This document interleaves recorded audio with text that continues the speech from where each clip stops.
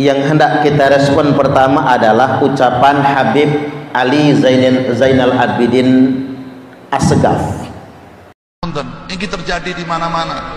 Niki sudah terjadi di media sosial di mana-mana. Belum lagi bainal habaib dengan kiai dibenturkan sekarang. Koyo-koyone Habib iku ora seneng karo kiai, koyone kiai sengit karo Habib. Niki ajaran siapa ini? Ini ajaran siapa? Nyuwun sewu kula rada nyerempet sekedhik niki.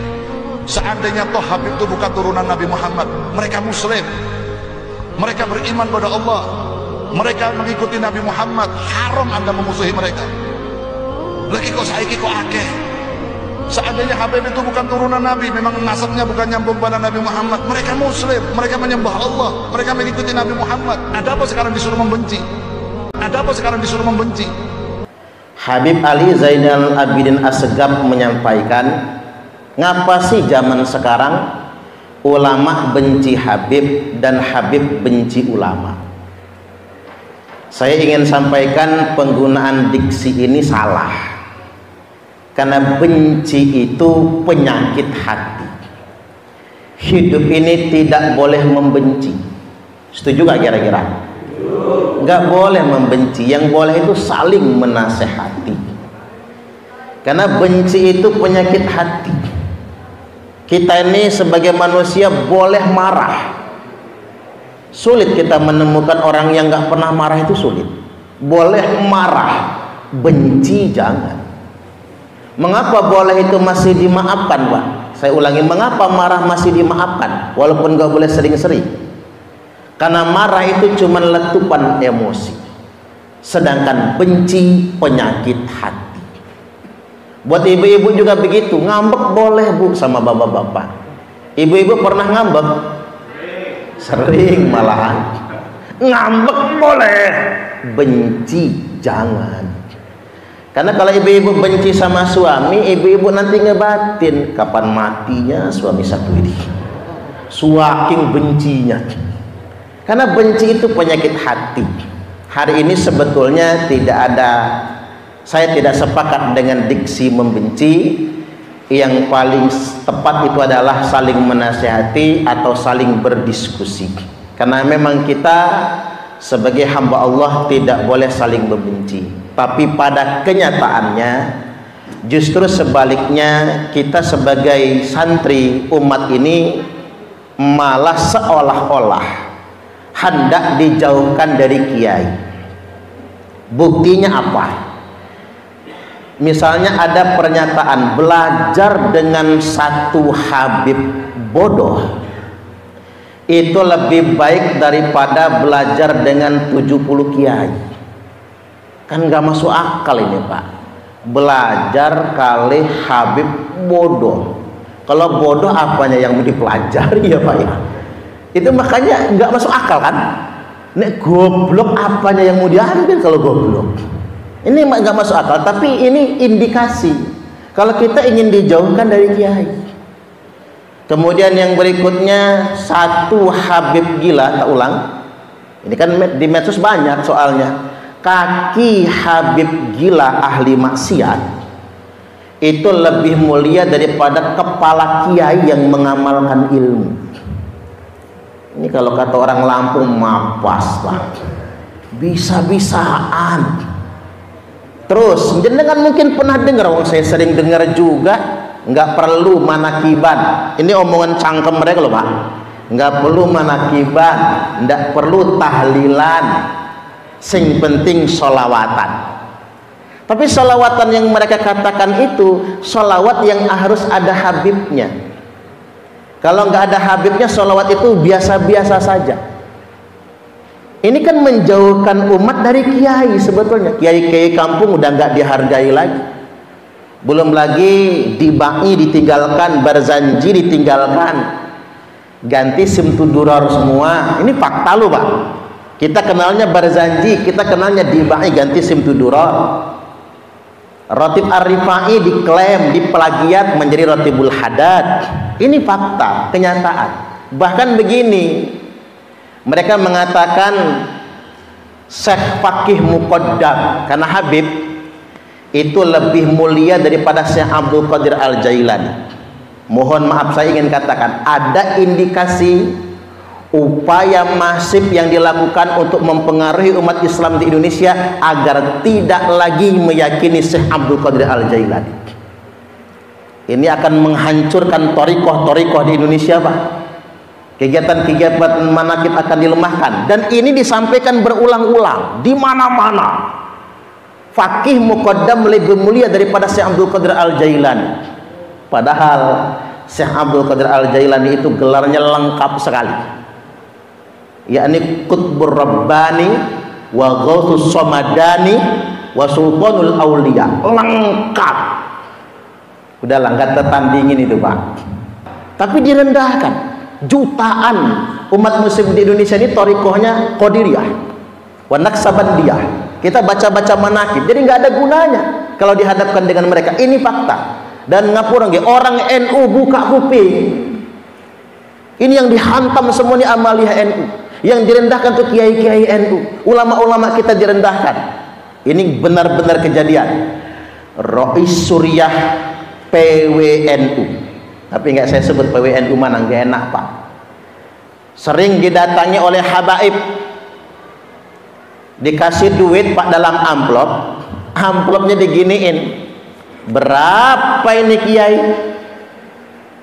Rais Suriah PW itu pimpinan tertinggi NU di suatu provinsi.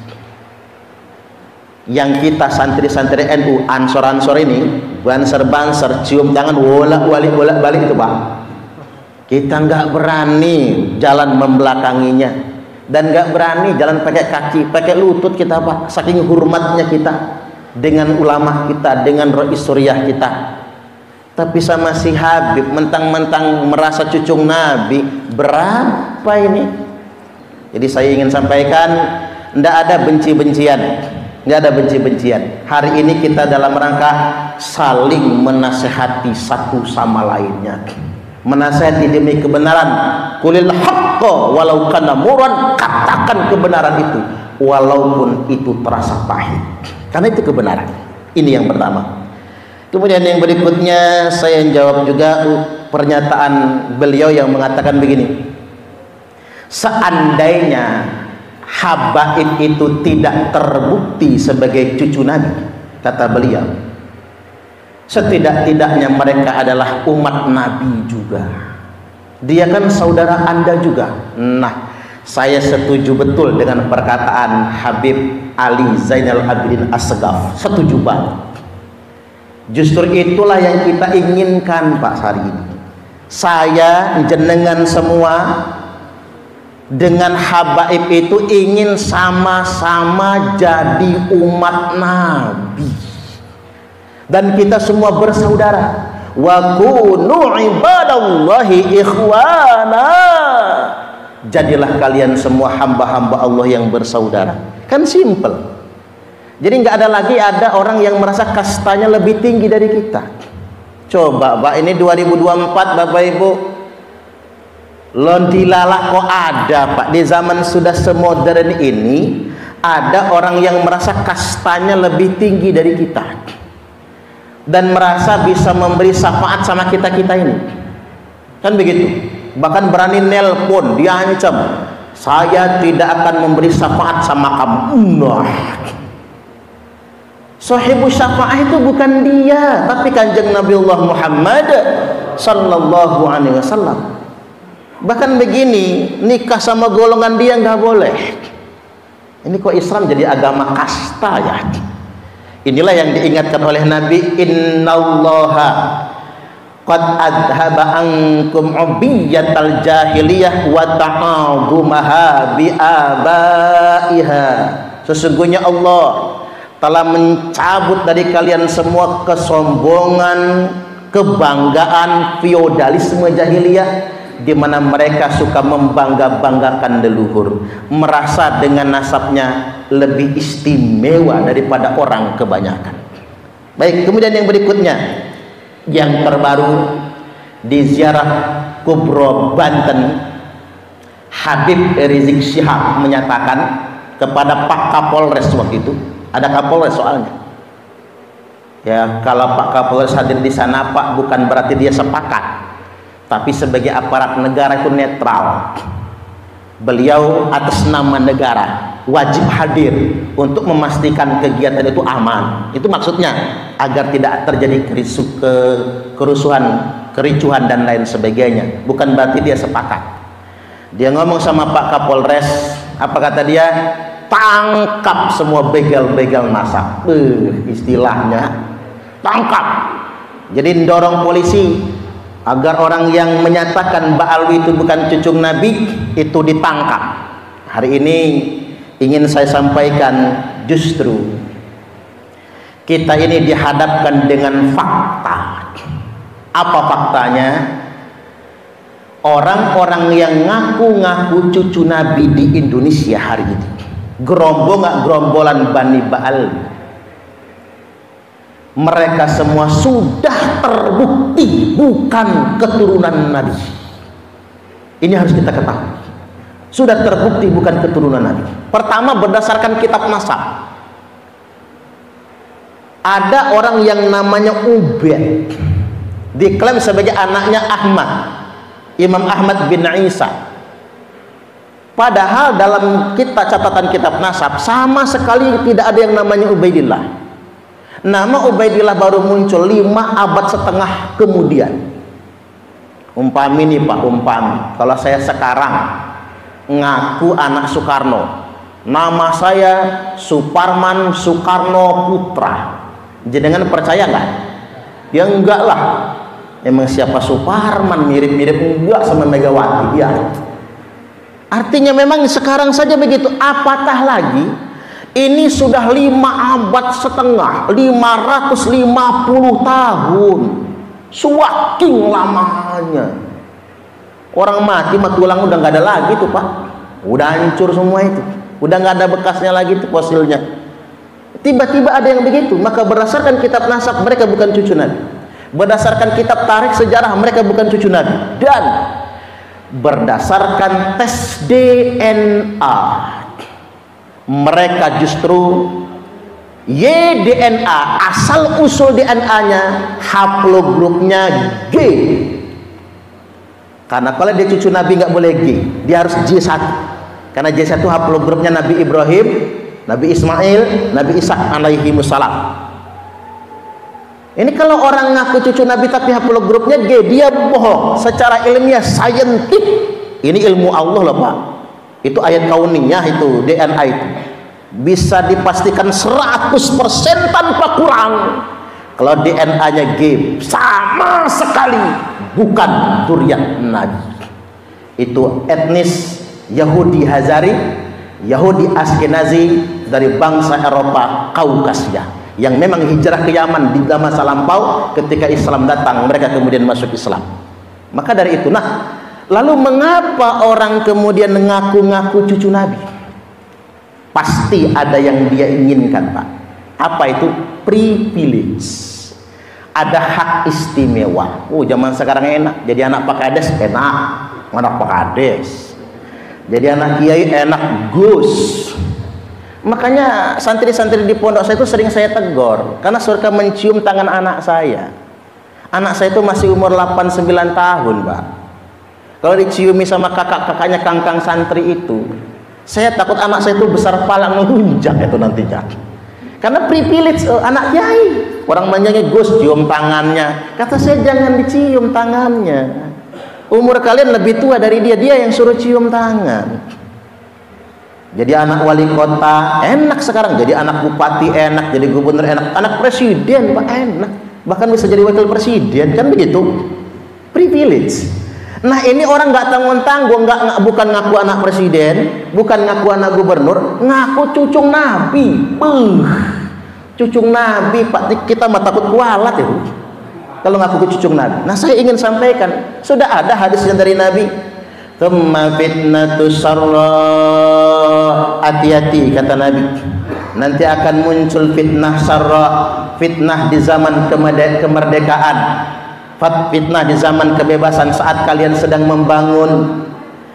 Muncul fitnah dakhaluha min tahti qadama rajulin min ahli baiti, akan keluar dari bawah dua telapak kaki laki-laki yang ngaku-ngaku anak putuku. Itu dawuh Kanjeng Nabi loh Pak.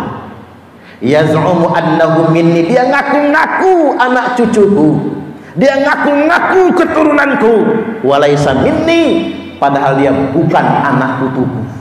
Wa innama awliyaiyal muttaqun, karena sebenarnya yang pantas semata-mata mengaku anak cucuku, wali-waliku hanyalah orang-orang yang bertakwa, bukan orang-orang yang takabur menyombongkan diri. Maka mengapa orang kemudian mengaku cucu Nabi? Karena dengan pengakuan tersebut dia bisa mengeksploitasi umat.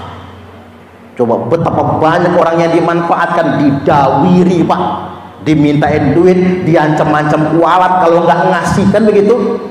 Gara-gara dia ngaku cucu Nabi, dia banyak mendapatkan hak istimewa.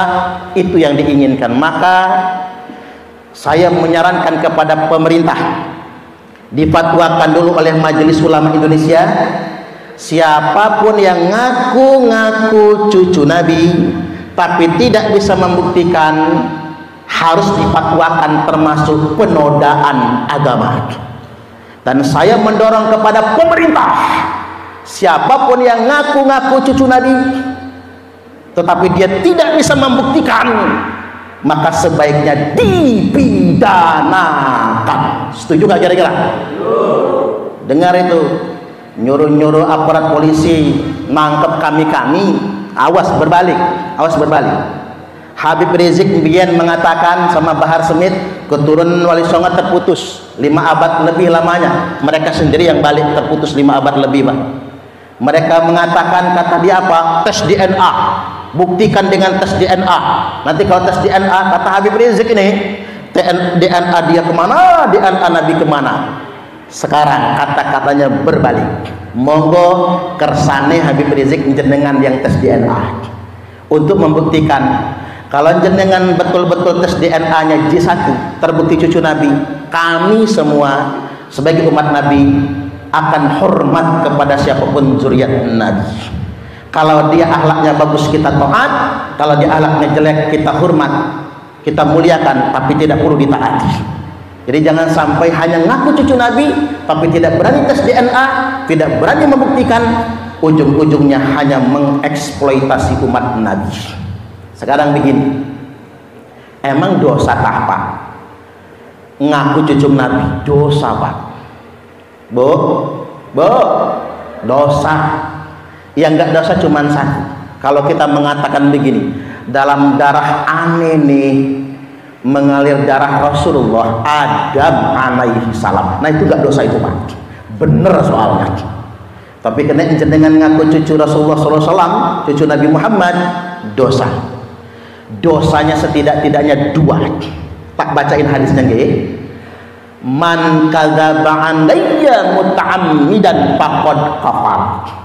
Barang siapa yang berdusta, yang kedustaan itu disandarkan kepada saya. Kan ngaku cucu Nabi itu berdusta yang disandarkan kepada Nabi. Yang kedustaan itu disandarkan kepada saya, kata Nabi, faqad kafar, kafir dia. Dalam matan yang lain, fal yatabawwa maq'adahu minan nar, maka silahkan dia ngapling sendiri tempat tinggalnya di dalam neraka. Hadis yang kedua, biar kita nih paham, manidda'a qauman laisa lahu fihi nasabun, barang siapa yang ngaku-ngaku dirinya keturunan nasab dari suatu kaum, laisa lahu fihi nasabun, padahal nasabnya bukan berasal dari situ, fal yatabawwa maq'adahu minan nar, maka silahkan dia ngapling sendiri tempat tinggalnya di dalam neraka. Di ngaku-ngaku cucu Nabi itu masuk neraka. Makanya jenengan Pak, Bu, jangan ngaku-ngaku cucu Nabi Muhammad. Saya datang ke Keratuan Darah Putih Pak, di Kalianda Bapak Ibu. Saya tanya, Den, berani nggak kata saya ngaku keturunan Sunan Gunung Jati? Berani. Pohon nasabnya ada Pak. Cuman saya tanya balik, Syarif Hidayatullah itu Sunan Gunung Jati itu dzurriat Nabi, berani nggak panjenengan ngaku dzurriat Nabi? Apa jawab beliau? Nggak berani. Nggak berani Pak. Mengapa nggak berani? Takut akhlak kami nggak sesuai, nanti kami justru menyakiti Rasulullah sallallahu alaihi wasallam. Tapi Aden yoga keturunan kerakuan darah putih itu Pak sedang tes DNA untuk memastikan DNA-nya tersambung tidak dengan DNA-nya Kanjeng Nabi sallallahu alaihi wasallam. Nah, kita yang umat Islam, terutama para kiai ini, para kiai, para alim, para ulama maksudnya wajib meneliti kalau ada yang ngaku-ngaku putunan. Al-Hafiz Ibnu Hajar Al-Haytami berfatwa yambaghi likulli ahadin ay yakuna lahu ghiratun fi hadzal nasabi syarif hatta la yantasibu ilaihi sallallahu alaihi wasallam ahadun illa bihaqqin. Niscaya sudah semestinya, sudah seharusnya setiap orang cemburu dengan nasab keturunan Rasulullah, nasab yang mulia ini. Dan kalau ada yang ngaku-ngaku cucu Nabi, teliti, periksa, hatta la yantasib ilaihi sallallahu alaihi wasallam ahadun illa bihaqqin. Periksa dia sampai tidak ada satupun lagi yang berani ngaku-ngaku putunya Kanjeng Nabi, cucunya Nabi, kecuali dengan bukti yang benar. Ini penting untuk benar-benar kita garis bawahi. Baik, saya lanjutkan, dipercepat saja. Yang berikutnya, Habib itu walaupun ahli maksiat, matinya husnul khotimah. Sedangkan kiai kalau dia benci Habib, walaupun dia alim, walaupun santrinya banyak, maka matinya su'ul khotimah. Pak, ini ngalah-ngalahin Kanjeng Nabi nih. Ini kan fakta. Kuping kita kan dengar semua kan? Ada semua jejak digitalnya di YouTube. Saya ingin katakan ini sesat kalimat ini. Ini doktrin yang menyimpang. Mengapa saya katakan menyimpang? Bertentangan dengan ajaran Islam. Kalau doktrin para Bani Ba'alwi ini kita pertahankan, Bapak Ibu, rusak agama. Percayalah kali kulon, rusak, hancur agama ini Pak. Islam tidak akan menjadi agama rahmatan lil alamin lagi. Ini bertentangan dengan sabda Nabi. Apa sabda Nabi? Nabi sallallahu alaihi wasallam bersabda, ya ma'syara Quraisyin, wahai orang-orang Quraisy, kata Nabi, saya, kata Nabi, tidak bisa menolong kalian sedikit pun kalau kalian tidak bertakwa kepada Allah Subhanahu wa taala. Nabi nyebut kepada Bani Quraisy. Bani Quraisy berarti sukunya Nabi. Kemudian yang berikutnya, ya Bani Abdi Manaf, wahai keturunan Mbah Abdi Manaf, saya Muhammad, kata Nabi, tidak bisa menolong kalian sedikit pun kalau kalian tidak bertakwa kepada Allah. La ughni ankum minallahi syai'an. Kalau Nabi ngomongin Bani Abdi Manaf, Pak, berarti Nabi bicara tentang klan keluarga, marga. Selanjutnya Nabi bersabda, ya Abbas, wahai Abbas, paman Nabi, udah masuk ke keluarga ini Pak. La ughni angka binallahi syai'a, saya ponaan mule, ini Pak Liknya Nabi, ndak bisa nolong kamu kalau Pak Lik nggak bertakwa kepada Allah. Kemudian yang berikutnya, ya Sofiyah, ammata Rasulullah sallallahu alaihi wasallam, wahai bibi Sofiyah, kata Nabi, la ughni anki minallahi syai'a, saya ponaanmu bi, nggak bisa nolong bibi kalau bibi nggak bertakwa kepada Allah. Baru Nabi masuk closing dengan kalimat, ya Fatimah. Ini langsung nyebutin anak loh Pak. Tidak ada satu pun yang nasabnya lebih dekat kepada Rasulullah kecuali Fatimah. Wahai Fatimah, la ughni anki minallahi syai'a, saya bapakmu tidak bisa menolong kamu sedikit pun kalau kamu tidak bertakwa kepada Allah. Tuh Pak. Jadi kalau ada yang mengatakan Habib walaupun ahli maksiat matinya husnul khotimah, enak aja cangkemnya ngomong. Kalau ada yang ngomong begitu Pak, berarti dia bukan cucu Nabi. Cucu Nabi nggak mungkin ngomong begitu, percayalah. Nggak mungkin ngomong begitu. Nggak ada kalimat-kalimat itu yang bisa dikeluarkan dari lisannya cucu Nabi. Kemudian yang berikutnya, ngancam para kiai yang menasihati mereka matinya su'ul khotimah. Nanti kiai umat su'ul khotimah, Waduh, Kiai Imad itu tidak benci habaib, tidak benci Bani Ba'alwi. Beliau sebagai ulama tidak bisa menyembunyikan ilmu, nggak bisa. Itulah penelitian beliau. Ini nggak boleh disembunyikan karena ini akan menjadi kebatilan. Ketika disembunyikan, wajib untuk disampaikan. Itu nasihat yang baik. Apa kata Kiai Imad? Nanti kita sama habaib itu sama-sama saudara muslim. Yang mantunya Habib tetap jadi mantu, yang temannya Habib tetap jadi teman, yang gurunya Habib tetap jadi guru. Karena kita muliakan dia bukan karena pengakuannya, tapi karena ilmunya. Gitu begitu. Coba saya datang ke sini kan karena ilmu, kan begitu. Karena saudara muslim. Nggak penting Parman itu anaknya siapa, kan jenengan nggak pernah tanya anak siapa Suparman itu. Nggak pernah nanya begitu kan? Karena jenengan mendengarkan ceramah saya kalau diundang ke Kertosari ini, ya mungkin karena jenengan beranggap ada nasihatnya, ada ilmu yang disampaikan, kan begitu. Makanya jenengan mendengarkan. Kemudian yang berikutnya, ada santri kita nih, kiai-kiai kita juga, ustadz-ustadz di kita NU lah Pak, mengatakan saya taklid ajalah sama ulama-ulama zaman dahulu yang mengatakan Bani Ba'alwi itu cucu Nabi. Saya ingin tegaskan begini, tidak ada satupun ulama yang mengisbat Bani Ba'alwi itu zuriat Nabi, nggak ada. Sekarang tunjukkan siapa. Hadratus Syekh Kiai Haji Hasyim As'ari nggak pernah mengisbat. Karena kalau isbat Bapak Ibu penetapan harus bidalili wal hujjah. Itu harus pakai dalil dan hujjah. Saya menetapkan Bani Ba'alwi adalah keturunan Nabi dengan hujjah, diuraikan hujjah. Itu yang disebut dengan isbat. Tidak ada satupun Syekh Nawawi Al-Jawi Al-Bantani, nggak ada, belum mengisbat. Ini saya ingin tegaskan, taklid itu dengan isbat. Kalau nggak ada yang isbat, berarti ulama zaman dahulu cuman husnuzon, cuman berbaik sangka. Husnuzon itu bukan hujjah. Makanya at-taqlidu ba'da zuhuril hujjati wad dalili haramun. Taklid setelah jelasnya dalil, jelasnya hujjah, haram hukumnya. Maka orang berilmu kalau masih taklid padahal sudah jelas hujjahnya, jelas dalil yang membatalkannya, maka akan jatuh kepada keharaman. Baik, yang terakhir,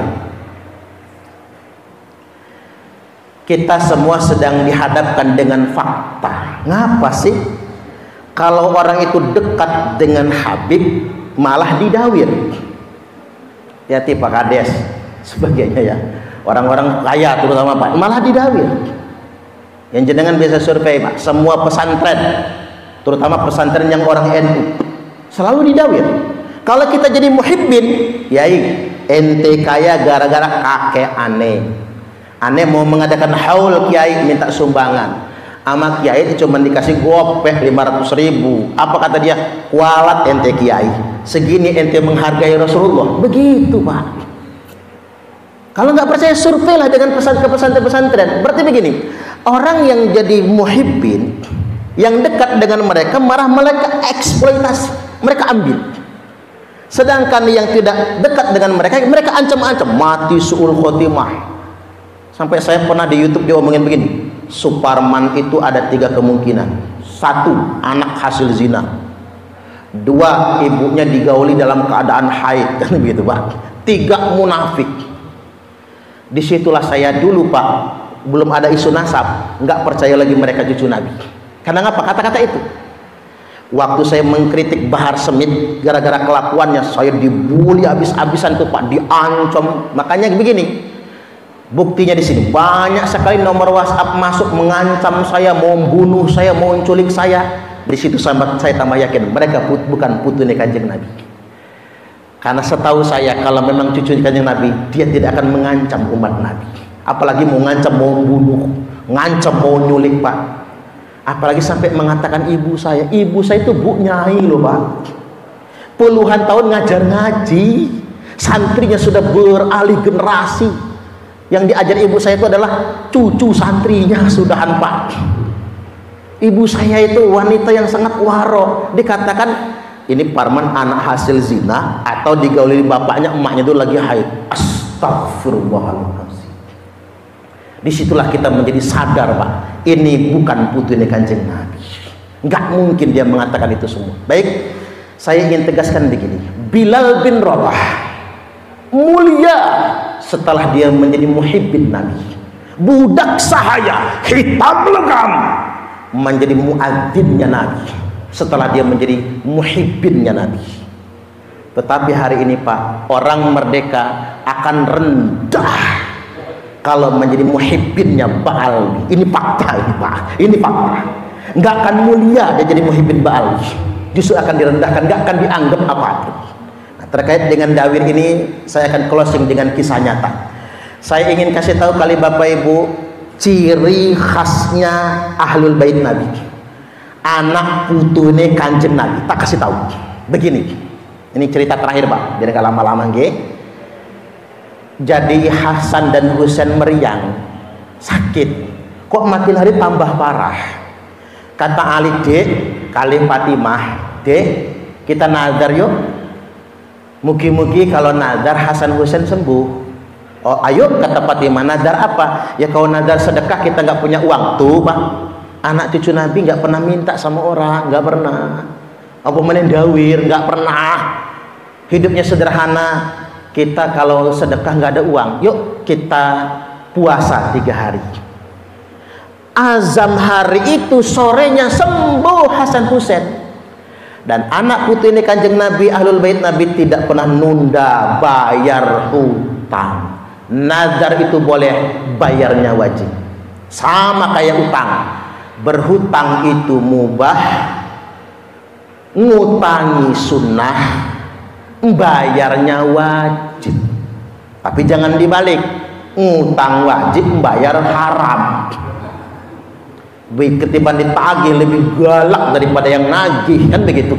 Dan tidak pernah nunda, langsung bayar utang. Ini ada orang ngaku cucu Nabi begini, ngutang 100 juta. Begitu ditagih sama muhibbin, beb, utang yang tahun lalu 100 juta mana beb?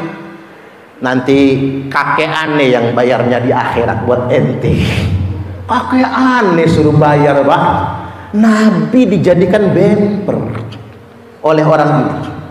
Nah, karena nazar ini puasa 3 hari berturut-turut, mulai besok kita puasa. Sayang nggak ada ayam ingkung, nggak ada nasi urap Pak. Besok puasa 3 hari, sahur cuman minum air. Kata Ali, hari ini saya akan kerja untuk berbuka. Kerjalah memintal wol dengan pengusaha Yahudi. Makanya dalam urusan muamalah, kita boleh bermuamalah dengan non muslim, boleh Pak. Kita boleh tetonggoan kalian Kristen, Katolik, Hindu, Buddha, boleh. Karena memang begitu. Kita jadi bos yang kerja sama kita orang Kristen, boleh. Kita jadi karyawan, bosnya orang Kristen, boleh juga. Imam Ali kerja sama orang Yahudi minta wol, dapat upah. Kata Ali sama Fatimah, cukup 3 hari ini. Beli tepung, bikin roti.